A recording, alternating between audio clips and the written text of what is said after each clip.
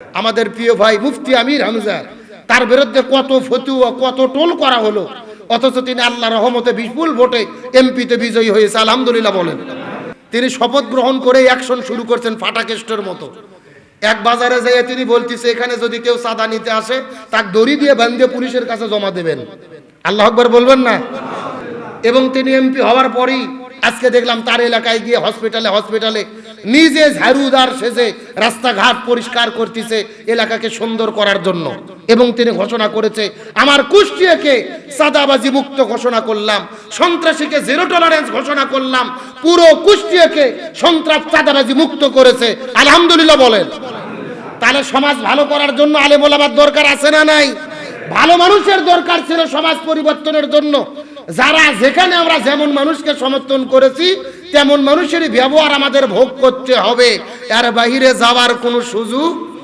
এই বাংলাদেশে কোরআনের পক্ষে আল্লামা সাইদি এমপি ছিলেন। বাংলাদেশের মানুষের ধারণা ছিল যে মোল্লার দৌড় মসজিদ পর্যন্ত, যে হুজুরদের খাইয়ে দিয়ে কোনো কাজ নাই, এরা শুধু নামাজ পড়াবে আর বাড়ির বসে থেকে ঘুম পারবে। কিন্তু না, আল্লামা সাইদি প্রমাণ করেছিলেন মোল্লার দৌড় মসজিদ পর্যন্ত নয়, মোল্লার দৌড় হলো সংসদ পর্যন্ত। কতক্ষণ ঠিক কিনা?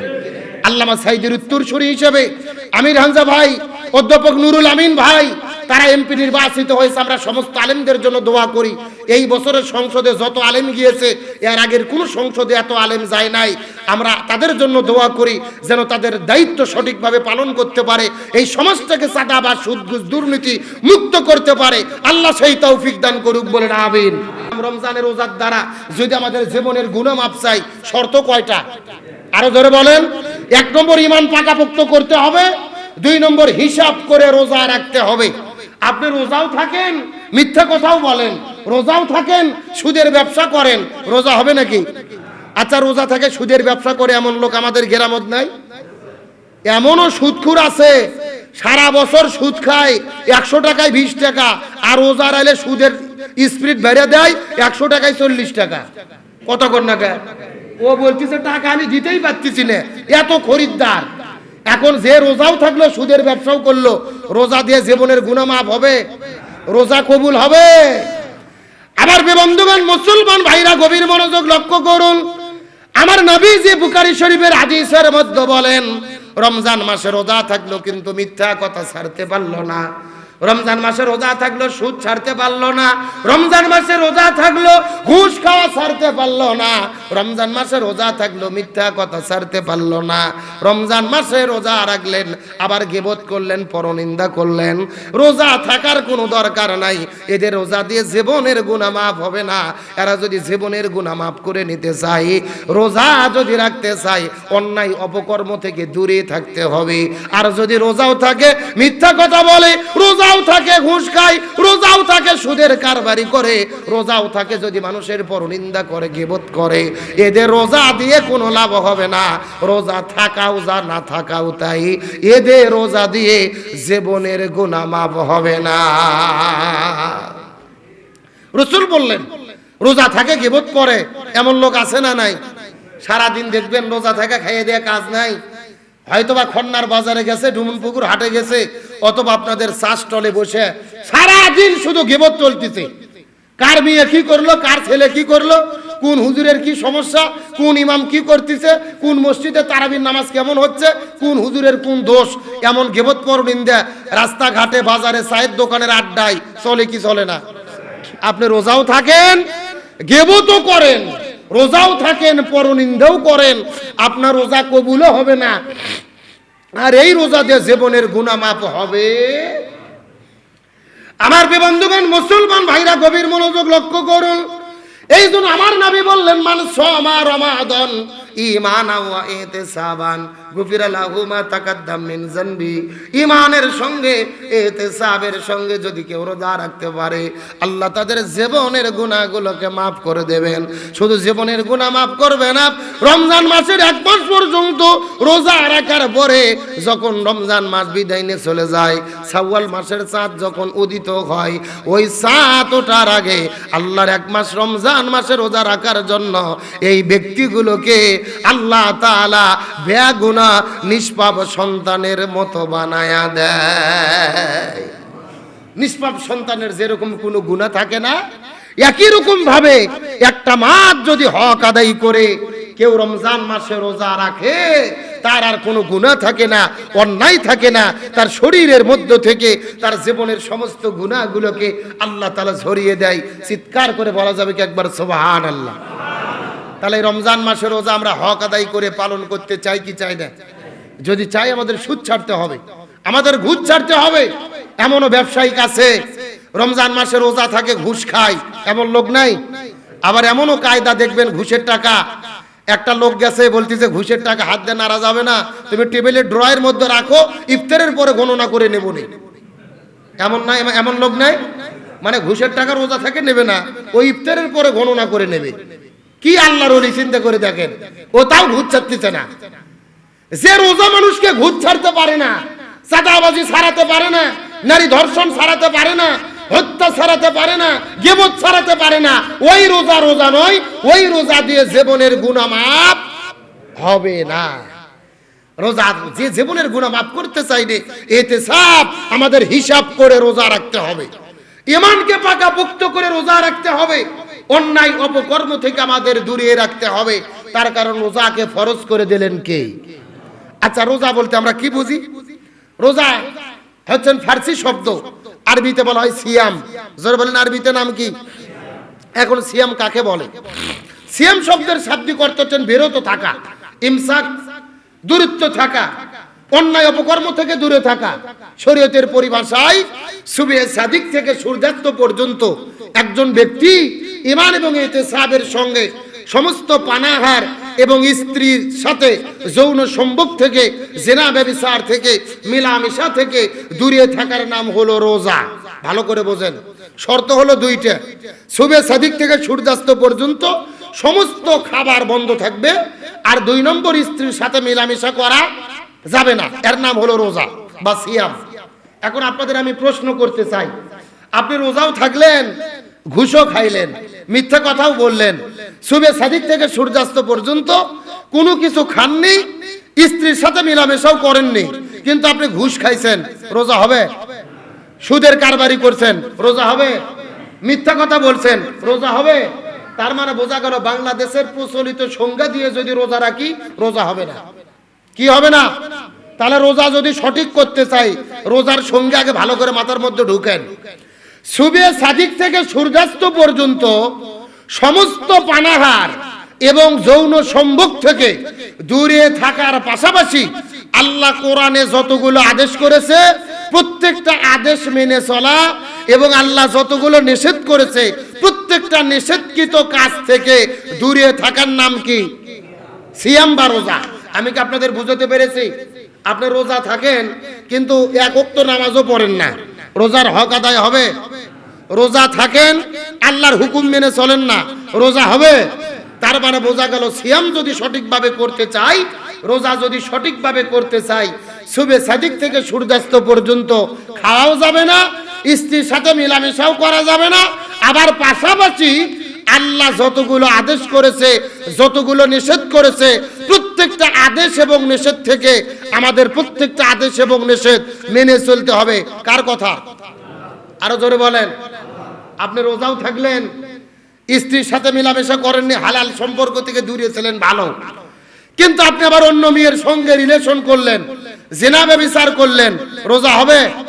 কথা বলেন, রোজা হবে? আল্লাহ যেই কাজগুলোকে হারাম করেছেন এই কাজগুলো থেকে আমাদের দূরে থাকতে হবে। আল্লাহ যেগুলো আদেশ করেছেন প্রত্যেকটা আদেশ আমাদের মেনে চলতে হবে। তার কারণে এই রমজান মাস হলেন কোরআন নাজিলের মাস, এবং এই রমজান মাস হলেন কোরআনের বিধিবিধান মেনে চলার ট্রেনিং দেওয়ার মাস। সুবহানাল্লাহ বলেন। রমজানের প্রত্যেকটা বিধিবিধান এই রমজান মাসে কোরআনের বিধানগুলো মেনে চলার ট্রেনিং দেওয়ার মাস। প্রত্যেকটা বিধান আমাদের ট্রেনিং দিতে হবে। যেরকম আমরা আল্লাহ তাআলা হালালকে হারাম করে দিলেন, সারাদিন আমাদের বাড়িতে যে খাবার ছিল, ভাত ছিল, তরকারি ছিল, পানি ছিল, বলেন তো এগুলো হালাল না হারাম? না, রোজার দিনে যেন হারাম হলো, অন্যান্য মাসে কি হালাল, কিন্তু আল্লাহ একটা হালালকে হারাম করে দিল, রহস্য কি? আবার স্ত্রীর সঙ্গে প্রেম ভালোবাসা মহব্বত করা, এটা হালাল না হারাম? কথা কয় না। হালাল, কিন্তু রমজানে আল্লাহ হারাম করে দিল। আল্লাহ তাআলা হালালকে হারাম করে দিল। আর রহস্য কি? আল্লাহ তাআলা হালালকে হারাম করে দেওয়ার মাধ্যমে আমাদেরকে ট্রেনিং দিতে চাই আমরা যেন কোরআনের অন্যান্য হালাল বিধানকে হালাল হিসেবে মেনে চলি, আর হারাম বিধানগুলো হারাম হিসেবে আমরা ছেড়ে দেই। এই ট্রেনিং দেওয়ার জন্য আল্লাহ তাআলা এই রমজান মাসে কোরআন দিয়েছে এবং আমাদের রমজান মাসে রোজা দিয়েছে। সুবহানাল্লাহ বলেন। এই রমজান হলেন কোরআনের ট্রেনিং এর মাস। কোরআনের প্রতিটা বিধান কেমনে মেনে চলবো, কেমনে আমরা আমাদের জীবনে প্রয়োগ করব, কেমনে আমাদের জীবনে এটাকে মেনে চলবো, এটা হলো ট্রেনিং দেওয়ার মাস। যেই রকম ভাবে স্ত্রীর সঙ্গে মেলামেশা, মহব্বত, প্রেম ভালোবাসাও করা যাবে না, একই রকম ভাবে আবার কোনো ছেলে মেয়ে যদি অবৈধ সম্পর্ক করে, প্রেম ভালোবাসা মহব্বত করে, জিনা ব্যভিচার করে, সেটাও করা যাবে না। তার মাধ্যমেও তার রোজাকে লঙ্ঘন করে দেবেন কে? একটু জোরে বলেন না, রোজা ভেঙে যাবে। সুতরাং আমাদের হালালকে হালাল মানতে হবে, হারামকে হারাম মানতে হবে। এটা যদি আমরা মানতে পারি, আরে কোরআনের ট্রেনিংটা যদি আমরা নিতে পারি, তাহলে আমাদের জীবনটা সার্থক হবে, সফল হবে। আমাদের রোজার দ্বারা আল্লাহ তাআলা জীবনের গুনাহগুলোকে মাফ করে দেবেন। ভালো করে একটা বিষয় চিন্তা করেন, এই বাংলাদেশে যারা প্রাইমারি স্কুলে চাকরি করেন অথবা হাই স্কুলে চাকরি করেন, দেখবেন যে চাকরি শুরু করার আগে তাদেরকে একটা ট্রেনিং দেওয়া হয়। ট্রেনিং দেওয়া হয় না? 3 মাস কিংবা 6 মাস দেখবেন তাদের একটা ট্রেনিং দেওয়ার পরে তাদেরকে চাকরি ঢুকে দেওয়া হয়। এরা সারা বছর ধরে চাকরি করে, 36 বছর যতদিন তাদের চাকরির বয়স। কিন্তু আল্লাহ তাআলা রমজান তো জীবনে আমাদের একবার দিতে পারতেন। আল্লাহ জীবনে একবার না দিয়ে প্রতি বছরে 1 মাস করে আল্লাহ ট্রেনিং এর ব্যবস্থা করে দিলেন, যেন আমরা কোরআনের প্রতিটা বিধান বাকি 11টি মাস আমরা মেনে চলতে পারি। সুবহানাল্লাহ বলেন।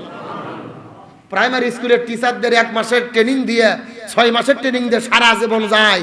আর আল্লাহ তাআলা 11 মাস পার পরে আমাদের 1টা মাস ট্রেনিং এর ব্যবস্থা করেছেন, যেন আমরা কোরআনের বিধি বিধানগুলো সঠিকভাবে মেনে চলতে পারি, আল্লাহর হুকুমগুলো যেন আমরা মেনে চলতে পারি, আল্লাহর বিধি বিধানগুলো যেন মেনে চলতে পারি।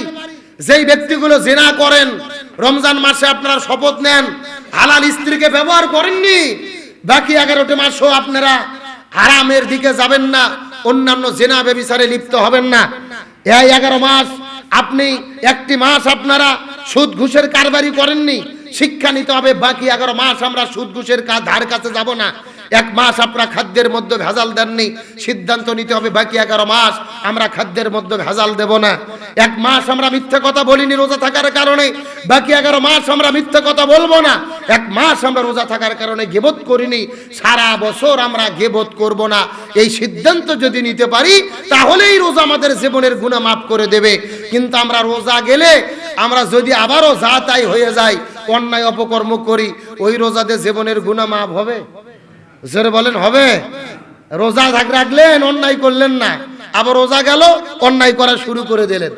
রোজা রাখলেন, আপনি ক্ষমতা পাইছেন, এমপি মন্ত্রী হয়েছেন, জনগণের উপরে জুলুম করেননি, রোজার মধ্যে ভালো মানুষ ফেরেশতা সাজে ঘুরলেন, আবার রোজা পার হয়ে গেলে জনগণের উপরে জুলুম করলেন, তাহলে কি এই রোজাতে জীবনের গুনাহ মাফ হবে? না। যে কথাতে আলোচনা শুরু করেছিলাম, খবরদার ক্ষমতার অহংকার করা যাবে না। ক্ষমতা দেওয়ার মালিক কে? আবার কেড়ে নেওয়ার মালিক কে? আল্লাহ বলেন, তুইজ্জু মান তাশা ওয়া তুযিল্লু মান তাশা। আল্লাহ যাকে খুশি সম্মান দান করে, যাকে খুশি অপমানিত করে। আল্লাহ ফিরাউনকে ক্ষমতা দিয়েছিল, আবার ওই ফিরাউনকে পানিতে ডুবাইয়া মারছে কে? আল্লাহ নমরুদকে ক্ষমতা দিয়েছিলেন, আবার ওই নমরুদকে মশার কামড় খাওয়াইয়া বিদায় করে দিয়েছে কে? আল্লাহ হাসিনাকে বাংলাদেশের 16 বছর ক্ষমতার মস্তদে রেখেছিল, ওই হাসিনাকে দেশ ছাড়া করে দিয়েছেন কে? আবার ডক্টর ইউনূস 1.5 বছর ছিল, খালি হাতে গতকাল বিদায় নিয়ে চলে গেল। তার মানে বোঝা গেল ক্ষমতার চেয়ার স্থায়ী নয়, এটা অস্থায়ী চেয়ার। কিন্তু সর্বময় ক্ষমতার মালিক একজন, তিনি সর্বমাত্র, তিনি কে? সবাই একসাথে বলেন, সর্বময় ক্ষমতার মালিক কে? সুতরাং ক্ষমতার অহংকার করা যাবে। যেদিন এমপিদের শপথ হলো সংসদ ভবনের ভেতরে, আমাদের এক প্রিয় ভাই পীরজাদা হানজালা নামে একটা আলেম এমপি হয়েছেন। রিকশা মার্কা তিনি দাঁড়িয়েছিলেন আল্লামা মামুনুল হকের দল থেকে। তিনি রিকশা নিয়ে সংসদ ভবনে ঢুকে পড়ছেন, প্রশাসনের লোকজন চিনতে পারেনি।